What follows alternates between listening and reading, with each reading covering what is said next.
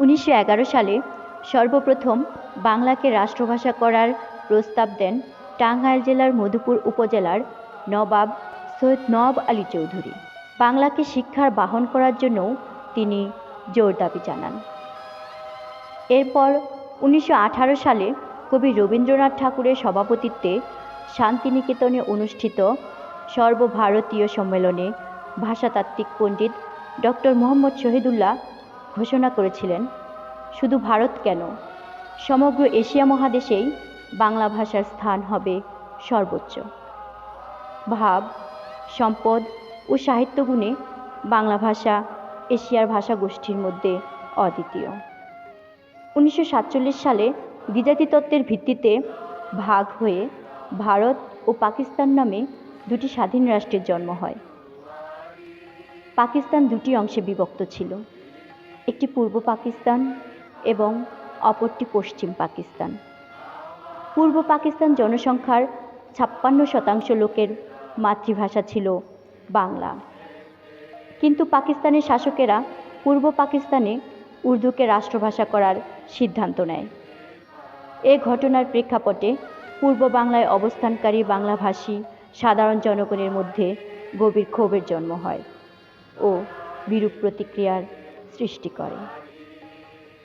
1948 সালের 23শে ফেব্রুয়ারি পাকিস্তান গণপরিষদে ইংরেজি ও উর্দুর পাশাপাশি সদস্যদের বাংলায় বক্তৃতা প্রদান এবং সরকারি কাজে বাংলা ভাষা ব্যবহারের জন্য একটি সংশোধনী প্রস্তাব উত্থাপন করেন গণপরিষদ সদস্য ধীরেন্দ্রনাথ দত্ত।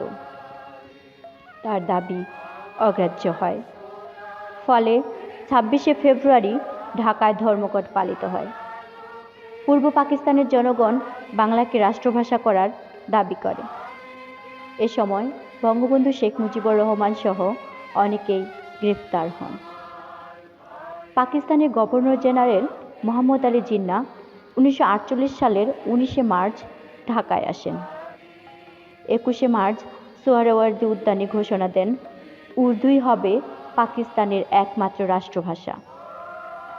তিনি ঢাকা বিশ্ববিদ্যালয়ের কার্জন হলে এক সভাতেও উর্দুকে পাকিস্তানের একমাত্র রাষ্ট্রভাষা করার ঘোষণা দেন।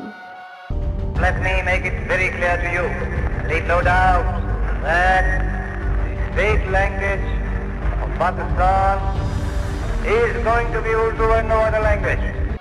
ছাত্র সমাজ সরাসরি তার প্রতিবাদ জানায়। 1952 সালের 21শে ফেব্রুয়ারি ঢাকার রাজপথে মিছিল বের করা হয়। দাবি একটাই, রাষ্ট্রভাষা বাংলা চাই। আন্দোলন দমনে পুলিশ 144 ধারা জারি করে ঢাকা শহরে মিছিল, সমাবেশ ইত্যাদি বেআইনি ও নিষিদ্ধ ঘোষণা করেন। মিছিলটি ঢাকা মেডিকেল কলেজের কাছাকাছি এলে পুলিশ 144 ধারা অবমাননার অজুহাতে আন্দোলনকারীদের উপর গুলিবর্ষণ করে।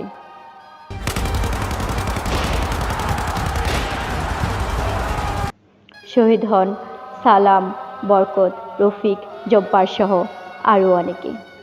22 তারিখে সারা দেশ হয়ে ওঠে মিছিল ও বিক্ষোভে উত্তাল। জনগণ 144 ধারা অমান্য করার পাশাপাশি শোক পালন করতে থাকে। শহীদদের স্মৃতির উদ্দেশ্যে তাদের রক্ত ভেজা স্থানে শহীদ মিনার নির্মাণ করে উদ্বোধন করা হয়। পরে পাকিস্তানি পুলিশ ও সেনাবাহিনী সেটি ভেঙে ফেলে।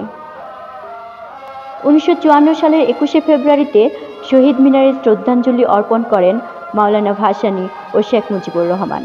ক্রমবর্ধমান গণ আন্দোলনের মুখে পাকিস্তানের কেন্দ্রীয় সরকার শেষ পর্যন্ত নতি স্বীকার করতে বাধ্য হয়।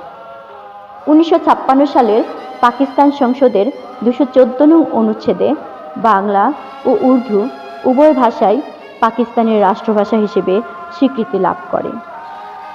1957 সালে সরকারিভাবে কেন্দ্রীয় শহীদ মিনারের কাজ শুরু হয়।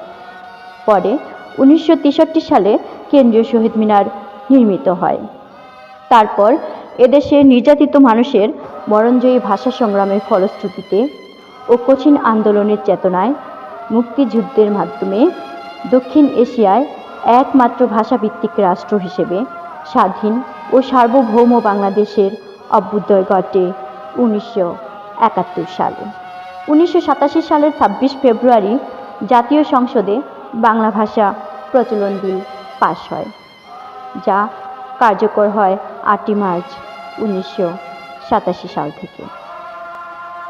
1999 সালের 17 নভেম্বর অনুষ্ঠিত ইউনেস্কোর প্যারিস অধিবেশনে প্রস্তাব উত্থাপন করা হয় এবং এতে 188টি দেশ সমর্থন জানালে 21 ফেব্রুয়ারিকে আন্তর্জাতিক মাতৃভাষা দিবস হিসেবে ঘোষণা করা হয় এবং 2000 সালের 21 ফেব্রুয়ারি থেকে দিবসটি জাতিসংঘের সদস্য দেশসমূহে যথাযথ মর্যাদায় পালিত হয়ে আসছে।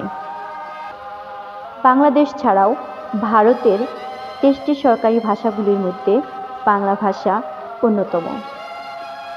বাংলার বীরত্ব যে বিশ্বজুড়েই পৌঁছেছে তার আরেকটি উদাহরণ পশ্চিম আফ্রিকার দেশ সিয়েরা লিওন।